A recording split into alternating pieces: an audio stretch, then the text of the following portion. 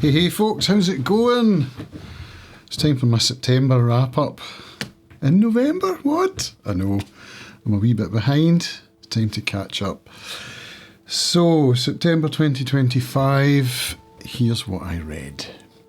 First up, Margaret Thatcher by Ian Dale, which I listened to on Spotify, the audiobook. So I'll put a cover up on the screen for you.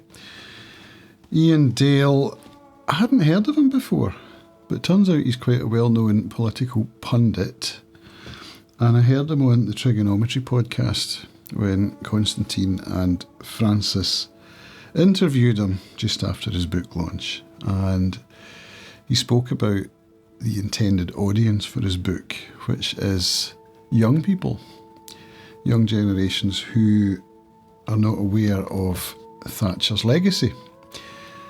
And I think he's hit the mark with the book. It's a very short book. It's a summary of her life and times, her political career, through from when she became leader of the Conservative Party in 1974, was it? 75? And then when she became Prime Minister of the country in 1979, when the Conservative Party got back into power. And this is where my kind of political awakening began, I guess. So I would have been 8 at the time. I hadn't been aware of politics up until then. In fact, I wasn't really aware of politics then either, but I did know who the Prime Minister was. So had I had a knock in the head and woken up in hospital, you know, they ask you that question, who's the Prime Minister? I could probably have answered it from about 1981, perhaps, round about that time. But it wasn't until much later in life that I started to become interested in the political history of my country. Up until then, the only political knowledge that I had was from Spitting Image, which was a satirical puppet show that aired on Sunday nights. And we all watched it, and we all talked about it in the playground on Monday mornings. It was very funny, very satirical, very irreverent, and that's where my political knowledge came from. That's how I know who some of the political characters of the day actually are, from those days of Spitting Image. Thatcher's puppet in particular was particularly memorable. So, yeah, Thatcher is someone who in Scotland is not popular at all. She introduced the poll tax in Scotland, which was to replace the community charge, and it didn't go down well at all. There were riots, etc. And so for someone growing up in Scotland to be interested in Thatcher's legacy, I don't know. There was a time when I would have felt a little bit guilty about it, but now I'm kind of a bit too curmudgeonly to care. So when I heard Ian Dale on the podcast and I heard what his book was about, I thought this would be a really interesting book to read, to get a summary of her life, which is exactly what it was. And it was well written, it flowed well, and I think he hit the mark, as I said, with his intended audience, to give young people an idea of who Thatcher was and what her legacy is. And she's becoming relevant again as Kemi Badenoch, the current leader of the Conservative Party, has been compared to Margaret Thatcher. So that was that book, which I enjoyed. In fact, Ian Dale went on to say in the podcast how challenging it was to write a short book, which reminds me of the quote, which I learned today is misattributed to Mark Twain, which says, "I would have written you a short letter, but I didn't have time." It's the idea of writing a long book or a long letter being far easier than a short one. So I've followed that up with the second read of the month, which was John Sargent's book, Maggie, Her Fatal Legacy. John Sargent was a BBC political correspondent in the 80s, and so he's well placed to write a biography, I guess you would call it, of Thatcher, given that he was in that world at the time. So I first read this one 2008. In fact, it was my very first ever Audible download in 2008. I found that out just looking at my Audible history today. And the book it was audiobook, obviously, narrated by John Sargent. And yeah, I think 2008, when I first listened to it, would have been about the time when I started to become interested in the historical background of my country, and I was really hungry to learn about political history, about politics in general. I mean, partly because throughout my life I've never really been certain who I am politically and where to cast my vote. And I've struggled with that every time the election rolls around. And I always do vote, I'm just never sure how to vote, and my vote has changed over time. So yeah, I guess 2008 would have been about the time when I started to become interested in that, partly because I just moved back to Scotland after many years abroad, and so it seemed like a good time to get my finger back on the pulse of the politics of my country. So yeah, it was good to reread that on the back of Ian Dale's book. Again, it was a very short book, a kind of primer on her life and times, which, you know, went into some different stories compared to Ian Dale's book, so it added a little bit of meat to the skeleton, as it were. But it didn't give me enough to sate my appetite for the history of the time, so I'm now reading the first volume of Charles Moore's 3-volume biography of Thatcher, the authorised biography. And yeah, I'm enjoying that. That goes deep. So yeah, that's a great read. I don't have it here, it's sitting by my bed at the moment. So that's a slow read. I'll be dipping in and out of that over the next few months. I'm not going to sit down and batter my way through it. It's a slow read that I dip into when I'm having bouts of insomnia in the middle of the night. So yeah, a bit of a political start to September's reading, and it carries on kind of in that vein. Where are we? This book here, The Gulag Archipelago by Alexander Solzhenitsyn. Published for the first time in 1973, and this is the 50th anniversary edition, which is an abridged edition. Now, I was first given this book as a gift, the first volume of the unabridged version, and so this would have been 95 when I was just going abroad to Ukraine for the first time, where I spent a year as a student studying and working out in Odessa. And I took the book with me, didn't read it. It's been on my radar ever since, and given my current interest in politics and in the state of the world at the moment, it seemed like the perfect time to read the Gulag Archipelago and to learn about what it was like. I mean, I'm fascinated with Russian history, with Soviet history, so why it took me so long to get to this book, I don't know. But get to it I did. And the first thing that struck me was how easy it was to read. I knew, of course, that the subject matter was going to be heavy duty, and it was. But I wasn't expecting it to be quite so easy to read and relatable. Solzhenitsyn has an interesting, easygoing style. And, I mean, you know that reading about ideological prisoners and thought crime and the Soviet Union under Stalin, that's not going to be a good time. But he writes with humour, and I think this is one of the things that carried him through his time as a political prisoner, was his sense of humour. I think that goes a long way to helping people deal with that kind of thing. I've made lots of quotations in my notes, and I've just written about some of them to go out in my Substack essay, but I'll pull them up here because they've stayed in my mind, and it's such a powerful book that as I say, is relatable. So let's get down to some of the quotes. Quote, "So let the reader who expects this book to be a political exposé slam its covers shut right now. If only it were all so simple.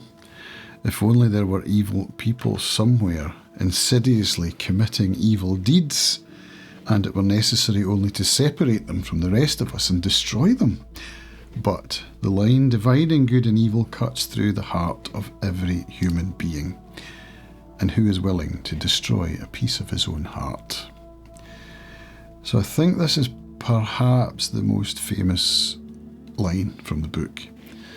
Certainly I had heard it before in other places. If only we could round up the evil people and get rid of them. But we all have a bit of both in us.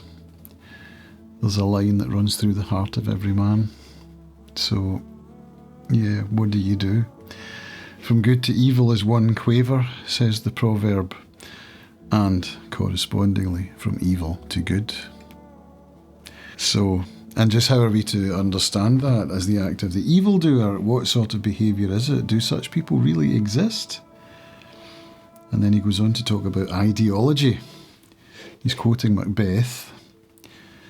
And he says, "To do evil, a human being must first of all believe that what he's doing is good, or else that it's a well-considered act in conformity with natural law.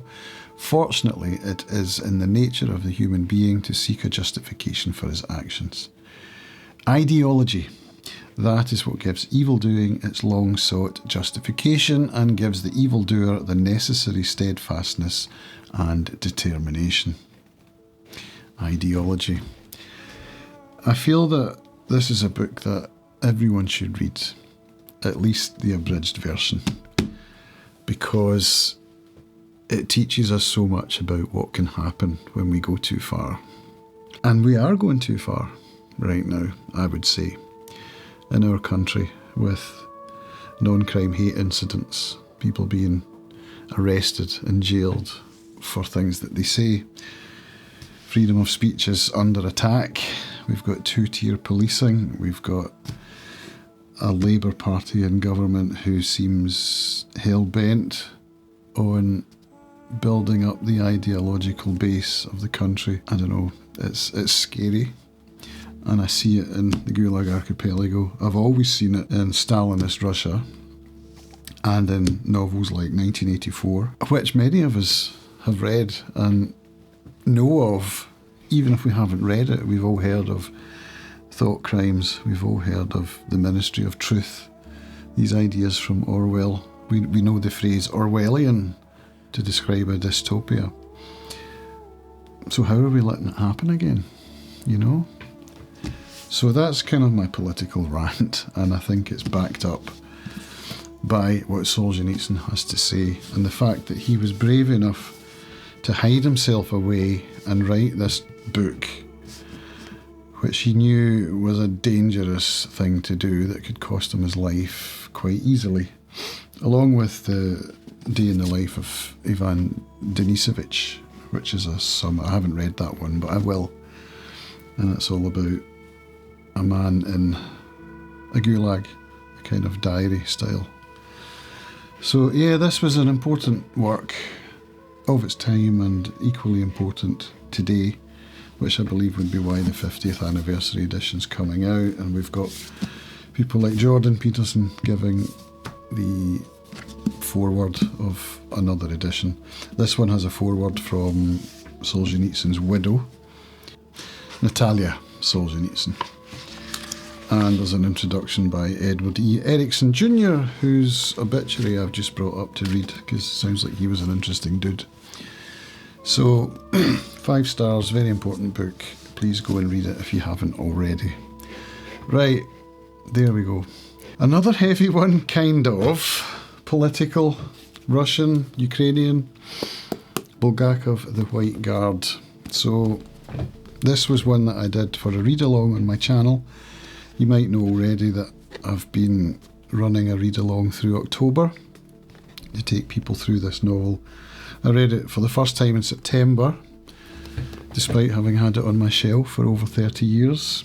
there it sat from when I was a student at St Andrews in first year. It was on my reading list, and I managed to avoid reading it just through a quirk of the St Andrews literature system, where you had to answer an essay question during the year or an essay question in the exam. And that meant when you got to the exam, you would have a choice of 4 questions covering 4 different texts. So that meant you could at least not read 2, because you knew you were going to get 2 that you had read to choose between. So that's how that worked. 30 years plus, the book sat on my shelf, and here we are getting to it. And boy, oh boy, how did I enjoy this novel. Fantastic, absolutely fantastic. This is the translation by Roger Cockrell. I read his translation of Crime and Punishment earlier in the year. He's becoming a favourite of mine in the Russian to English translation world. And the novel, okay, so Bulgakov, probably more well known for The Master and Margarita, which I've also read a few times, thoroughly enjoy. This one is about Ukraine, it's about Kiev in particular. In February, it starts in February 1918, and it doesn't last for very long. The whole novel covers only 47 days. It's set during the Civil War between the Whites and the Reds. So the Reds being communists who came into power from October 1917 in Petrograd. So they were spreading throughout Russia and beyond from October 1917. The Red Army, of course, being led by Trotsky. And the Whites were the ones that were for the old regime, for the monarchy, the conservatives, if you will. So the Civil War lasted some 4 years. Ukraine at the time was kind of independent. It had been handed over to the Axis powers under the Treaty of Brest-Litovsk. So German soldiers were in Ukraine in February 1918, and they had a kind of puppet government in place led by a hetman. And he would have been, the title hetman goes back to Cossack times. So it's an ancient title that's kind of been revived. And it was Hetman Skoropadsky who was in charge of the puppet government alongside the Germans. And when the novel opens, the Germans are just about to flee with the peace treaty during the Great War. So that meant that the Germans were beaten, the Axis powers were beaten, and they left Ukraine. The hetman fled, and the city is left behind with a kind of power vacuum. And Petlura is on his way back. So Petlura is a Ukrainian nationalist who had been in power before the hetman came along and overthrew him. Now that the hetman's left, he's coming back with nationalists who are populists from all over the country. The populists are rising to overthrow the monarchists, which would be the Whites. So the family that we follow are called the Turbines, and they are Whites, basically, monarchists, old school military men. The 2 main characters, one was a cadet, one was a doctor in the military, and their friends are also ex-military from the Imperial Army of the Tsar, who would have been fighting in the First Great War. And since the peace broke out, there's no longer an Imperial Army. The Tsar's been overthrown, so what happens to all these soldiers? They remain loyal to the Tsar, who's, we learn at the beginning of the book, who's just been assassinated by the Bolsheviks. And they don't know what to do. The city's about to be overrun by the nationalists under Petlura. So that's the scene. It's very political. It's very much like a kind of tinderbox, the state of Kiev at the time. And Bulgakov wrote that during his time there, I mean, this is where Bulgakov lived and grew up. During his time there, the city changed hands something like 18 times. It's crazy, crazy times. But the way Bulgakov writes, the family, the main characters of Nikolka and Yelena and Alexei, that's the Turbin family. And we've got their friends, Moshlayevsky and Karas. It's a very homely scene where they live in their apartment, which is kind of contrasted from the outside where all the chaos is going down. So yeah, I won't say any more than that because I've written about it at length, and I could probably talk about it for another few hours. I'm not going to do that. I have recorded a video call with some of my subscribers on Substack, so if you want to watch that, at the moment it's only for paid subscribers, so if you are one of them, you can watch the video live stream that we did, including with Roger Cockrell, the translator. He showed up to the call, and I was beside myself with joy at getting to meet Roger and to get some of his wisdom on some of the translation points and some of his thoughts on the novel. So that was exciting for me.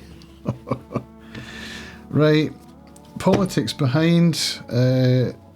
The fifth book I read is Dragon Haven by Robin Hobb. The second book in the Rainwild Chronicles, which itself is part of the Elderlings, Realm of the Elderlings series, which is 16 books in total. So the Rainwild Chronicles is 4 books, and this is the second one, as I say, Dragon Haven, which follows the story of some malformed dragons who are born at the beginning of the first book, Dragon Keeper, and they make their way up the Rainwild River along with their keepers to the mythical city, the mythical elderling city of Kelsingra. And yeah, Robin Hobb's always been a favourite of mine ever since I first read the Farseer trilogy way back in 99, 2000. And this particular series follows on from the Live Ship Traders series, which is the second trilogy. And it's very different from what I was expecting. It's more of a young adult romantasy than any of the other books that I've read of Robin Hobb's. This whole series is, I would say, young adult romantasy, and that's not really my thing. However, having said that, now that my expectations are aligned with reality, and given the fact that I'm a completionist, and I want to get to the end of the series, so I'm going to persevere, and I have persevered, and at the time of recording I'm almost finished the final book, which is Blood of Dragons, and I have to say it picks up. It's worth persevering. I want to earn the knowledge that I need in order to read the last trilogy, which is Fits in the Fool. I'm very excited for that. And I had intended to read all of the Realm of the Elderlings during this year. I think I've read 5. That's pretty good going. So yeah, it's worth persevering. Dragon Haven, yeah, it's a good palate cleanser. I'll say that much about it. In between some of these heavy books I'm reading, it's a nice palate cleanser, especially the audiobook format. And this particular audiobook, narrated by Jackie Crago, she's an excellent narrator, and unfortunately she narrates only one of the 4 books in the series. Don't know why that is, but it's a shame, because of all the narrators, I think there are 3 narrators of 4 books. Her narration's the best, at least for me. Not least because one of the characters is Scottish. Carson, the character of Carson, has a Scots accent. God, I sounded like Sean Connery there, didn't I? And that's just cool. So when I got to the 3rd book, the 4th one's Blood of Dragons, City of Dragons, the 3rd one, I think he's got a Yorkshire accent in that, so it kind of throws you a wee bit. So just bear that in mind if you're doing the audiobooks. They're all good. None of them are bad. It's just that lack of consistency makes it challenging. Anyway, I enjoyed the book. It's worth persevering if you're a completionist or a completist and you want to get through them all. I'd recommend it. I gave it 3 stars, which I think is still a good book. Finally, Tom Cox, Villager. Right, Tom Cox he's an interesting writer, very, very interesting writer. I met him online. He has a newsletter, which I've been a subscriber of since I first discovered him, and I think it was the algorithm on Substack that put one of his posts up in front of me. Can't remember exactly, but I saw a post of his that was about the Ladybird books that were very popular when I was a kid, the covers of which really evoke memories and feelings when I see them. The Gingerbread Man, or the Three Billy Goats Gruff, the Enormous Pancake. These books just, they're in my brain from some of my earliest memories. So when I saw these books, these covers on his Substack, I was like, who's this guy? Wow, so that's how I got into Tom Cox, and his newsletter I thoroughly enjoy, still do. This book came out not long after I'd discovered him, so I bought it on Blackwells, and it's sat on the shelf till now. It's been about 3 years maybe. When did this book come out? It should say on the inside, shouldn't it? So this is published by Unbound, which is a story in itself. Unbound, the publisher, which is kind of a crowd-funded publishing house. 2022. Yeah, so 3 years, I was right. And I did crowdfund, I did pay to help him publish his latest book, which is Everything Will Swallow You. But the publisher went bust, and Tom Cox lost a lot of money, which naturally he's pissed off about. So this is the Unbound edition. It has since he's been picked up by another publisher. So this has been reissued. If you want to get it, I definitely recommend it. So what's it like? What's it about? The title's Villager. It's about a village called Underhill, which seems to be set in Devonshire, certainly the southwest of England, which I know from having read Tom's newsletter is his kind of area where he lives, and maybe still lives there, I think, but he definitely has lived there. And it follows the history of this little village through the years. So the village is almost like a character in itself, and we follow the people that live there and love there and leave there, and how they leave their mark on the village. It's kind of folkloric, I would say. It's got a kind of vibe to it that reminded me a bit of the opposite of The Dark is Rising sequence by Susan Cooper. Although that's a kind of young adult series, this is not young adult, this is more grown up than that. But the vibe, the Englishness, which the sequence has, that's there. But I think where Tom Cox is concerned, this would be The Light is Rising rather than The Dark is Rising. So it's a very fun book. I really enjoyed it. It's a great book to read in bed at night and just get vibes from it, you know. It's a fun book, and I'm looking forward to reading the latest one, Everything Will Swallow You. So, and check out his newsletter, because his writing's fantastic, and he gives quite a lot of excerpts from his books, or short stories, or other kinds of essays. So I'll put a link to that down below. You can go and follow Tom Cox's newsletter as well. So that's been my month. Sorry, a bit delayed. I'll try and get October done in the next week or so I can catch up. My writing's still going out at Substack, so it's camscampbellreads.substack.com. If you want to read my essays and stuff, that's where they are. And you can learn there also about what my next read-alongs are going to be. So there we go. Thanks for watching. See you in the next one. Bye.